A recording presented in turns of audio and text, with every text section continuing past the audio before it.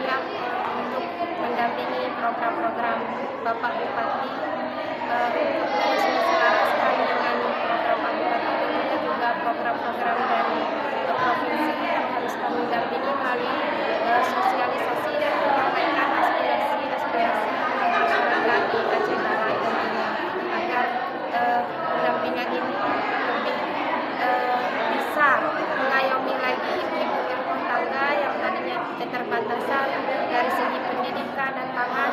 Dengan adanya hadirnya wadah PKK ini bisa membantu mereka dalam bekerja sama dalam membangun desa atau rumah tangga yang sakinah mawaddah dan warahmah. Gerakan apa yang pertama tadi akan dikerjakan nanti?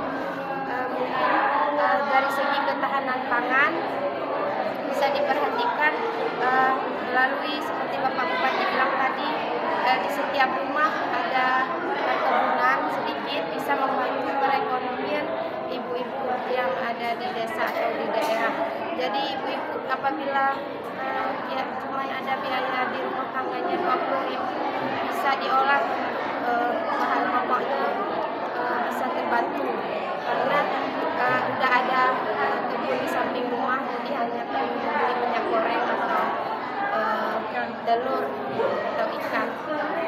Untuk puskesmas Bu, puskesmas sendiri untuk tingkat kesehatan. Sesuai dengan program Bapak juga kami membantu untuk mendampingi program Dok Maru, dokter masuk rumah.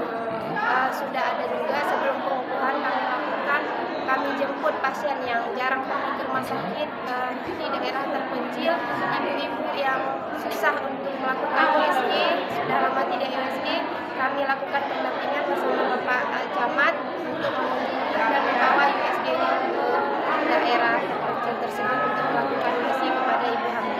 Baik, terima kasih.